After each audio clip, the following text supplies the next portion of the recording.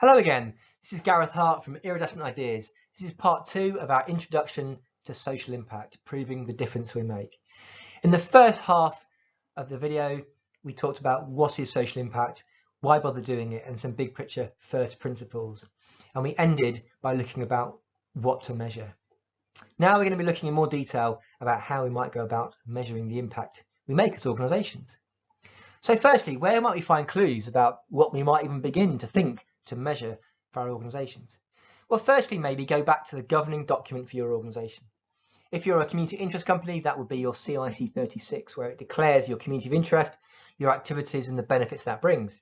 It could be a charity deed or a charitable incorporated organisation foundation document. It might be quite an old document and written in very ancient language that you might need to translate for the modern day. But there's some key clues there about what you're trying to do.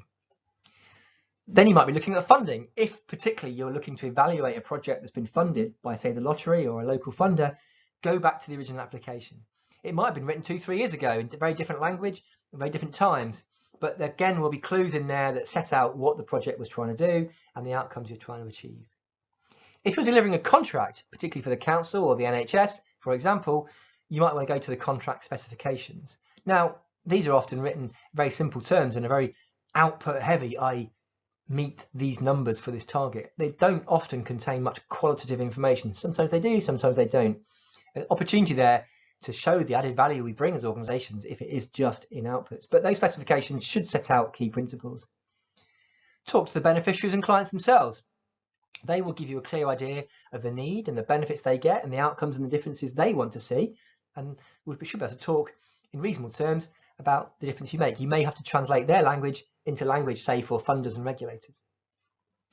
Also, I think it's worth looking at national and local policy. For example, if you're working in the mental health field, there will be local strategies or national strategies looking at mental health or dementia or other areas. And there could be clues there about what the government of the day or the local government thinks are important in terms of making a difference in your local society. There's loads and loads of information out there. I think a combination of all those things is really useful. And particularly when you're going down the grant funding route, talking to clients and beneficiaries themselves is really powerful when it comes to beginning the social impact journey. It all stems from vision for me. So as organisations, we are founded with social purpose in mind. What does that mean? Create a vision for your organisation. From that stems your social impact work. This is a picture of Buzz Aldrin on the moon taken by Neil Armstrong. I hope there's no conspiracy theorists out there who think we didn't go. This is not filmed in a Hollywood basement. Maybe it was. But this is the vision about putting a person on the moon. You know, incredible sort of iconic picture. But think about your organisations in those terms. What is it you want to achieve? What's the fundamental difference you want to make? Because that will give you the clues about measuring your impact. Oxfam has a great vision. It's a just world without poverty. What a fantastic statement for the world. And from that stems their work. That then links to the concept of a theory of change. So apologies for the jargon here. But the idea of a theory of change is that you are thinking about the need and the work you do. And basically you'll come up with a theory that if we do this, it leads to these differences which tackle the need. But you have to think backwards and forwards almost at the same time.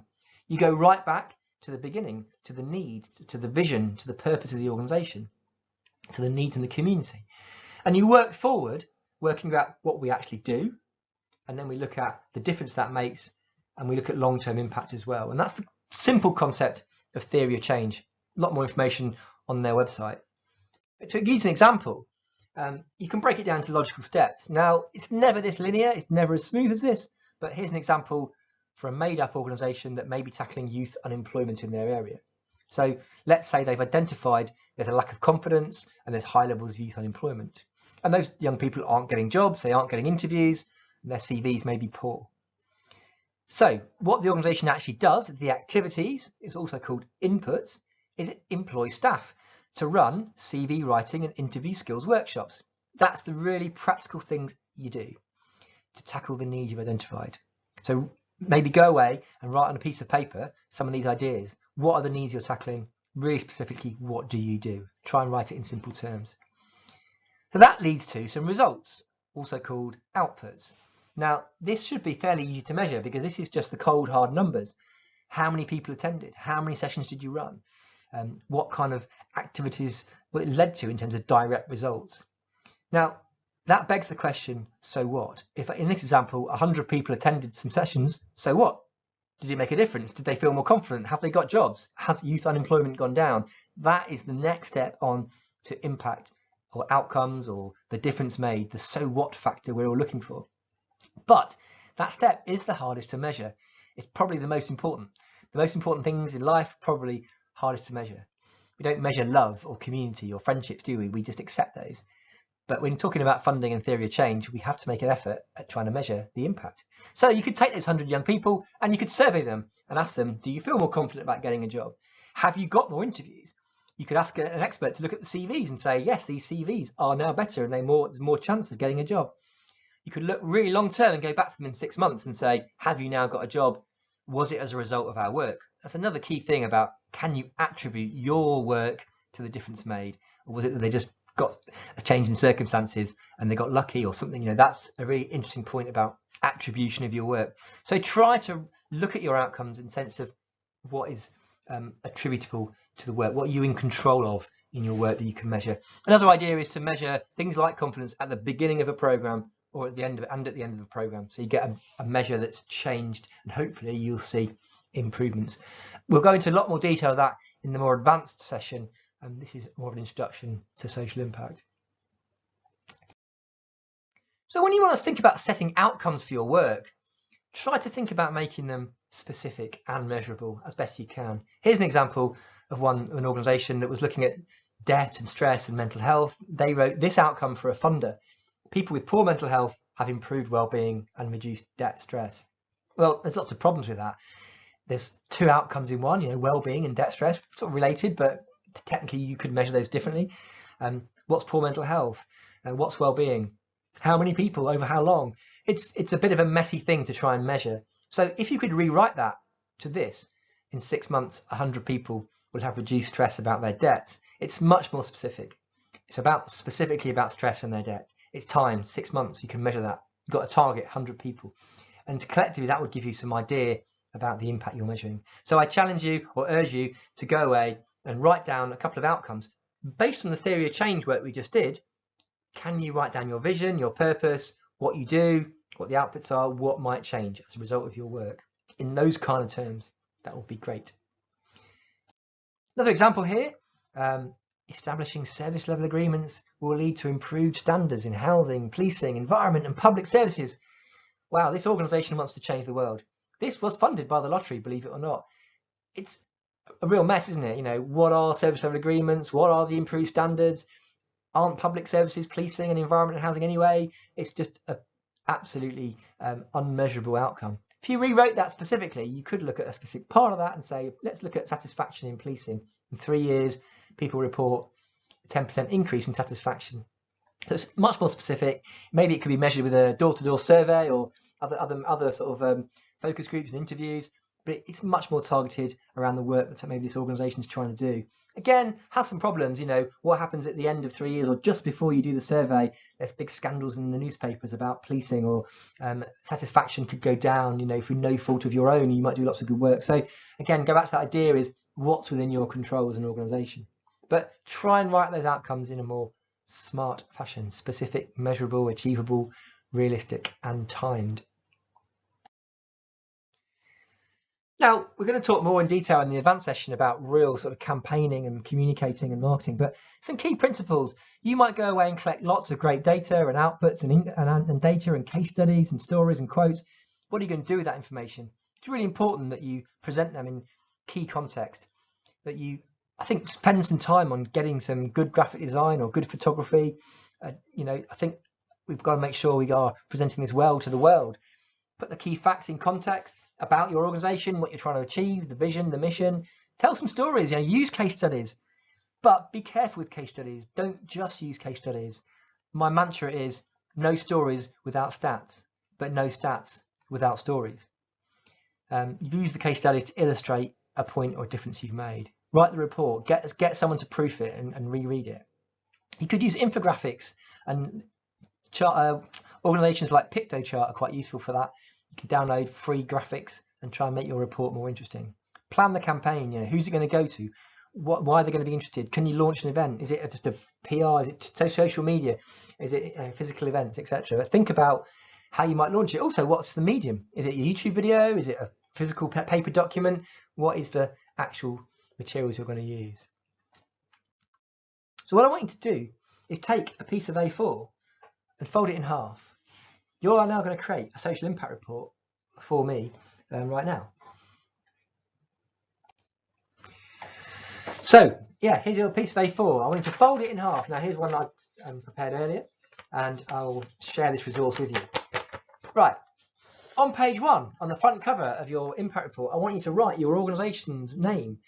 Draw a lovely picture if you want, or your logo, and write on it, Impact Report 2023. So this is next year's impact report. So this is going to be what you've achieved after a year of doing great work. Let me go in a page. You want to be writing in the top box about you.